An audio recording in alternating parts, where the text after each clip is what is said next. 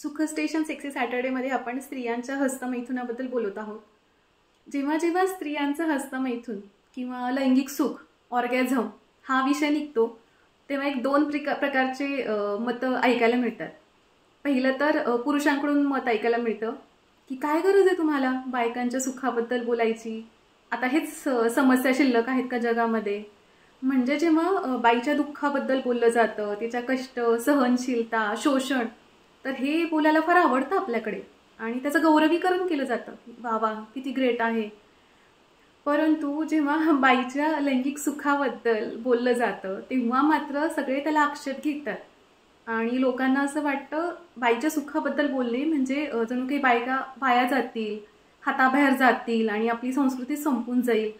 तर अशा इतक्या नकारात्मक आणि चुकीच्या आणि अतिशय पुरुषसत्ताक मतं पाहायला मिळतात, भावना पाहायला मिळतात. आणि मला फार आश्चर्य वाटतं जेव्हा मी माझ्या पुस्तकामध्ये, कादंबरीमध्ये याबद्दल लिहिते तेव्हा सुद्धा मला असं पाहायला मिळतं की तू शोषणाबद्दल लिही, दुःखाबद्दल लिही, लैंगिक सुखाबद्दल का लिहायचंय. आणि दुसरीकडे काही स्त्रियांमध्ये सुद्धा ही नकारात्मक भावना पाहायला मिळते की हे काय घाणेरडं, असलं कशाला काय बोलायचं.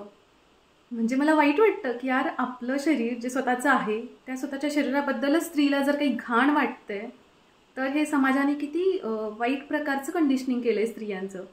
आणि अजून एक प्रकारचं कंडिशनिंग आहे की स्त्रीला जे काही लैंगिक सुख आहे ते पुरुषच देणार, तिने स्वतःहून घ्यायचं नाही.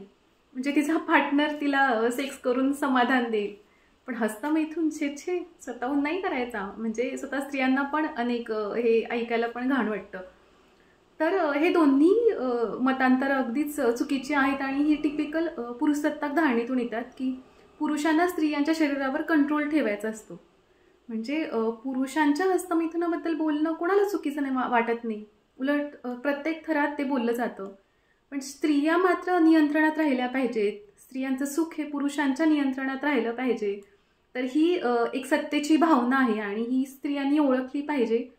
आणि आपलं स्वतःचं शरीर आपल्याला एक स्त्री म्हणून माहीत पाहिजे, म्हणजे पाहिजेच, त्याला काहीही ऑप्शन नाही आहे. आणि स्वतःच्या शरीराला आनंद कसा द्यायचा हे ज्ञान स्वतःला असलंच पाहिजे. हा आत्मविश्वास, हे स्वतःच्या शरीरावर असणारं नियंत्रण, हा कॉन्फिडन्स आपण मिळवलाच पाहिजे. त्याच्यामुळे घाण वाटणं, लाज वाटणं, शरम वाटणं हे सोडून द्या आणि हे जे सायन्स आहे ते समजून घ्या. आणि बॉडी ऑटोनॉमी, शरीर स्वायत्ता म्हणजे काय हे प्लीज समजून घ्या. थँक्यू.